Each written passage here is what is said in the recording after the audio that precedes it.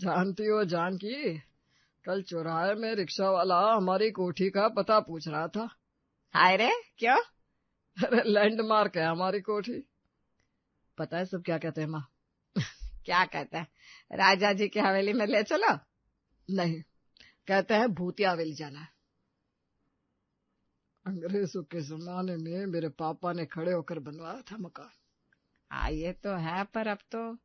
तभी किचन से बहू प्रिया की चीख आई, सासू माँ बचाओ, फिर से पपड़ी गिरी। अरे ये किचन का दरवाजा भी हिल रहा है अपने आप। आ रही हूँ बेटा, घबराओ मत। और सुनो, बाथरूम में टप टप पानी टपक रहा है। रात भर नींद नहीं आती, लगता है कोई रो रहा है। देखा पापा, पत्नी परेशान है, अब तो कुछ करिए। हाँ भाई जानकी, अब तो रेनोवेशन करवाना ही पड़ेगा। देखो घर की क्या हालत हो गई है। नहीं नहीं, बिल्कुल नहीं। पर सासू माँ, ये घर गिरने वाला है। देखो, इस घर में मेरी शादी हुई थी, यहीं मेरे बच्चे पैदा हुए, यहीं मेरी सास ने आखिरी सांस ली थी। हर कोने में कितनी यादें हैं। यादें तो रहेगी जानकी, बस थोड़ा रिपेयर करवा लेते हैं। नहीं, छत की पपड़ी गिरे तो गिरे, दरवाजा हिले तो हिले, नल टपके तो टपके, पर यह घर ऐसा ही रहेगा। अरे पर माँ। अरे कोई परवाह नहीं, समझे? ये कोठी मेरे जीते जी नहीं बदलेगी। हाय रे मेरी किस्मत। निर्जरा का बेटा आकाश अपनी दादी के पास आया। दादी, मेरा 18वां बर्थडे आ रहा है। हाय रे, इतना बड़ा हो गया मेरा लाडला। घर पे ही मनाएंगे बेटा अच्छे से। नहीं दादी, मुझे बाहर पार्टी करनी है, होटल में या फिर किसी रेस्टोरेंट में। अरे क्यों भाई, घर पे क्या बुराई है, यहीं बुला लो दोस्तों को।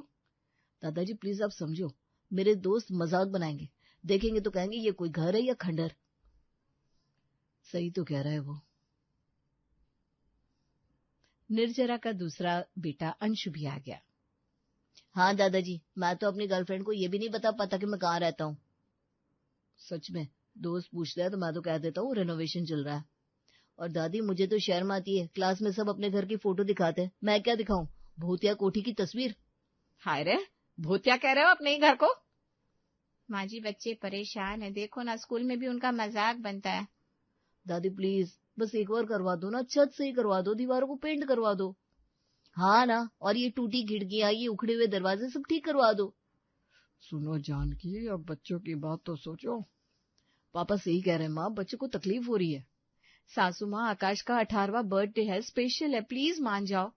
नहीं, मैंने कहा ना, ये कोठी ऐसे ही रहेगी बस। पर दादी। पर वार कुछ नहीं आकाश, पार्टी करनी है तो बाहर करो, घर नहीं बदलेगा। अंशु चुपचाप निकल गया। आकाश की आंखों में आंसू आ गए। रात का समय था।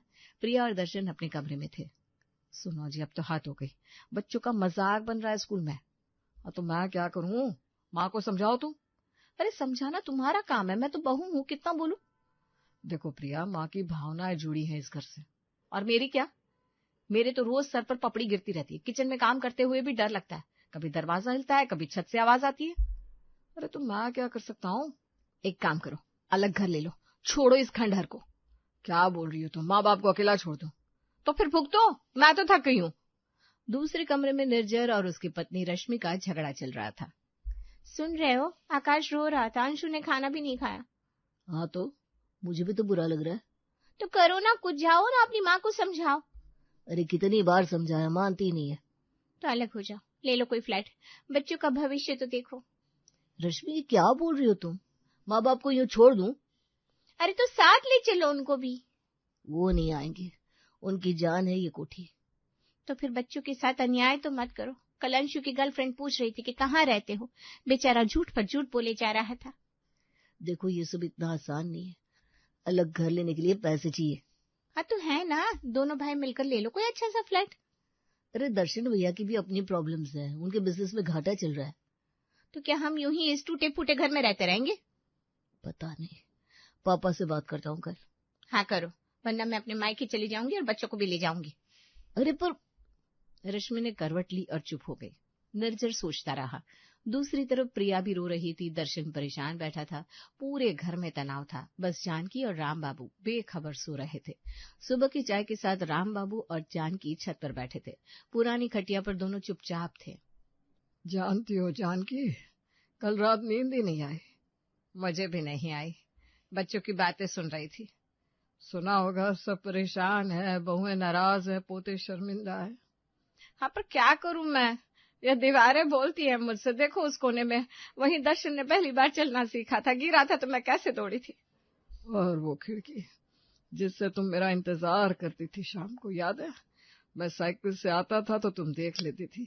हाँ, और वो किचन का दरवाजा जो हिलता है, उस पर तुम्हारी अम्मा ने अपनी ऊंचाई का निशान लगाया था। कहती थी इतनी छोटी बहू आई है, खूब खिलाऊंगी।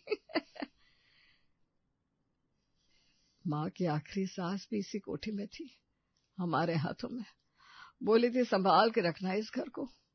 बाबूजी ने अपनी पूरी जमा पूंजी लगाई थी, 7 साल लगे थे बनने में। हर ईंट में उनका पसीना है। पर जान की अब तो बच्चे भी। पता है, मुझे डर लगता है अगर इस घर को कुछ हुआ तो लगता है वो सब यादें मिट जाएंगी, जैसे बाबूजी थे ही नहीं, अम्मा जी थी ही नहीं। यादें दिल में होती है जानकी, दीवारों में नहीं। नहीं, तुम नहीं समझोगे। मेरी सास ने मरते वक्त मेरा हाथ पकड़ा था, कहा था इस घर को बिगाड़ना मत। ये घर नहीं, उनकी आत्मा है। राम बाबू चुप हो गए। जानकी की आंखों में आंसू थे। सुबह का समय था, आकाश कॉलेज जाने की तैयारी कर रहा था, तभी उसका दोस्त राहुल घर आया। अरे यार, ये क्या हाल है तेरे घर का? बाहर से तो लग रहा था कोई पुराना म्यूजियम है। अरे कुछ नहीं यार, बस थोड़ा पुराना है। थोड़ा नहीं भाई, बहुत पुराना है। और देख, ये दीवार तो गिरी जाएगी। और ये क्या, छत से पानी टपक रहा है। हाँ यार, मैंने कहा भी दादी से, पर वो मानती नहीं है। अरे पर क्यों क्यों इतना बुरा हाल करके रखा है? पैसे नहीं है क्या? नहीं यार, पैसे तो है, पर दादी को इस घर से इमोशनल अटैचमेंट है। कहती है यादें हैं सब। यादें? अरे यादें तो फोटो में भी होती है, रेनोवेट करवा लो ना। तू नहीं समझेगा यार, दादी बोलती है एक ईंट भी नहीं हिलनी चाहिए। तभी अंशु भी तैयार होकर आया, उसका बैग कंधे पर था। चल भाई, लेट हो जाएगा। हाय राहुल। हाय यार। अच्छा सुन, तेरी बर्थडे पार्टी कहाँ है? यार अभी तय नहीं हुआ, शायद किसी होटल में। अरे घर पे क्यों नहीं, सब दोस्त आएंगे, मस्ती करेंगे। अरे यार, तू देख रहा है ना घर का हाल, कैसे बुलाया दोस्तों को। हाँ यार सच में, तेरे तो घर आकर मैं डर ही गया। लगा कोई भूत निकल आएगा। अरे बस कर यार, चल निकलते हैं। तीनों बाहर निकले। गेट के पास राम बाबू खड़े थे, बगीचे में पानी दे रहे थे। बेटा आकाश, सुन तो। हाँ दादाजी। बेटा तेरी बर्थडे की बात हो रही थी तो। दादाजी प्लीज, मैं लेट हो रहा हूँ।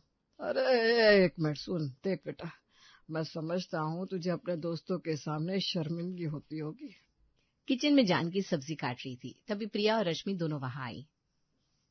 सासू माँ, हम दोनों को आपसे कुछ बात करनी है। हाँ बोलो बेटा, क्या बात है? माँ जी, अब तो हद हो गई, बच्चे परेशान हैं, हम सब परेशान हैं। अरे क्या हुआ, किसने क्या कहा? माँ जी, आप जब इस घर में आई थी तब ये कोठी रही होगी, नई रही होगी, चमकदार रही होगी। हाँ माँ जी, तब इसकी शान रही होगी, लोग देखते होंगे, तारीफ करते होंगे। पर अब तो ये खंडहर है माँ जी, सच बोल रही हूँ, खंडहर। हाय रे, ऐसा मत बोलो बेटा। सच बोल रही है माँ जी, देखिए ना, छत से रोज पपड़ी गिरती है, कल मेरे सिर पर लगी दर्द हो गया था। और ये किचन का दरवाजा हर वक्त हिलता रहता है, डर लगता है कोई खोल देगा अचानक। बाथरूम में नल टपकता है, रात भर टप टप की आवाज आती है, नींद नहीं आती। और ये दीवारें देखिए कितनी गंदी हो गई है, पेंट उतर गया है, दाग लग गया है। अरे बस करो बेटा, सब समझ रही हूँ मैं। नहीं माँ जी, आप समझ नहीं रही। कल मेरी सहेली आई थी, उसने पूछा कि कौन सा इलाका है, मैं क्या बोलूं। और मेरी माँ आई थी, देखकर चुप हो गई। बाद में फोन पर बोली, बेटी तू कहाँ फंस गई। अंशु अपनी गर्लफ्रेंड को घर का पता नहीं बताता, झूठ बोलता है कि रेनोवेशन चल रहा है। आकाश के दोस्त मजाक बनाते हैं, कहते हैं भूतिया घर में रहता है क्या। अरे पर बेटा, इस घर में यादें हैं, मेरी शादी। यादें फोटो में भी होती है माँ जी, घर टूटा फूटा रखने से क्या फायदा। हाँ माँ जी, बस एक बार मान जाइए, रेनोवेट करवा लीजिए, बाहर से ही सही। नहीं बेटा, मैंने कहा ना नहीं। पर माँ जी। नहीं, मैंने कहा नहीं, मतलब नहीं, बस। शाम का समय था। जानकी ऊपर की मंजिल पर किराएदार मिश्रा जी के पास गई। दरवाजा खटखटाया। आइए आइए मालकिन जी, बैठिए। नहीं बेटा, मैं खड़े खड़े बस एक बात करनी थी। हाँ बोलिए, क्या बात है? देखो बेटा, किराया तो 5 साल से वही है, अब तो बढ़ा देना चाहिए। किराया बढ़ाना इस मकान का? मालकिन जी मजाक कर रही है क्या? अरे नहीं बेटा, बाकी सब जगह तो बढ़ा हुआ है। मालकिन जी, आप पहले मकान तो देखिए, ये कोई रहने लायक है? अरे ऐसा क्या हो गया? ऐसा क्या हो गया? देखिए छत से पानी टपकता, मेरा पूरा सामान खराब हो गया है।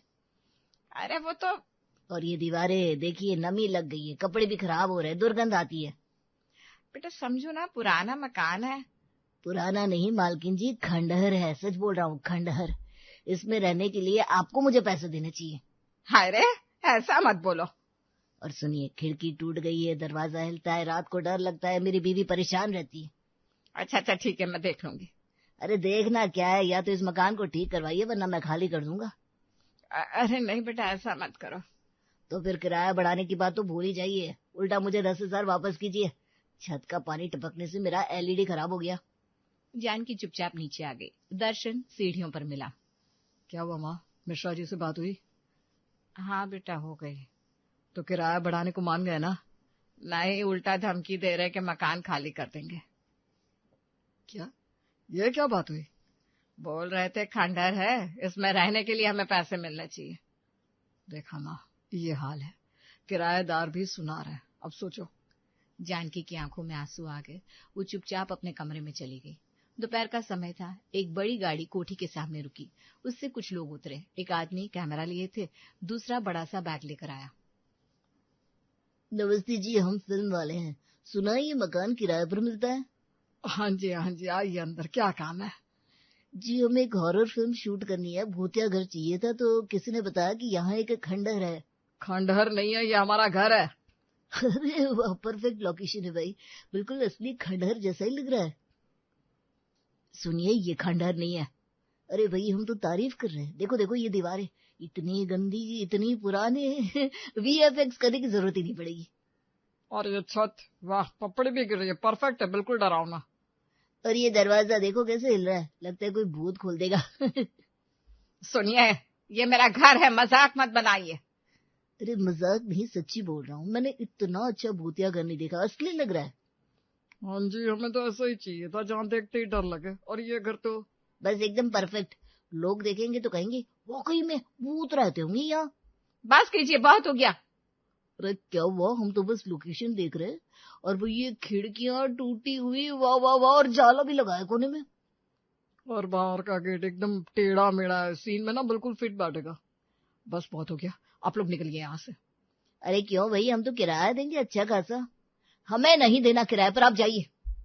अरे पर क्यों, देखो ना, हम 15 दिन की शूटिंग करेंगे, 50,000 दे देंगे। नहीं चाहिए हमें आपका पैसा, निकलिए यहाँ से। अरे पर निकलिए, हमने कहा, अभी निकलिए। फिल्म वाले बाहर निकल गए। मैनेजर बाहर से ही चिल्लाया, अरे इतना गुस्सा क्यों कर रहे हो, हम तो सच बोल रहे थे, खंडहर ही तो है।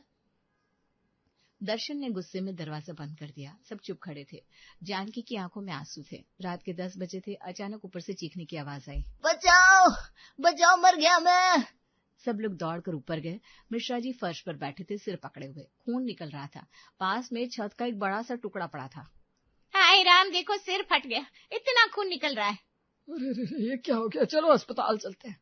नहीं, पहले पुलिस को फोन करो, केस करूंगा मैं। तुम लोगों ने मुझे मारने की कोशिश की है। हाय रे, ऐसा मत बोलो बेटा। नहीं, बेटा बेटा कुछ नहीं, मैं पुलिस को बुलाऊंगा। देखो सिर फूट गया, छत गिर गई, कितनी बार बोला था ठीक करवाओ। अरे पहले अस्पताल चलो, फिर बात करेंगे। आज चलो। और सुनो, मैं आज ही इस मकान को खाली कर रहा हूँ और पुलिस में रिपोर्ट भी लिखवाऊंगा, मर जाता तो। सॉरी यार, हम देखते हैं ना।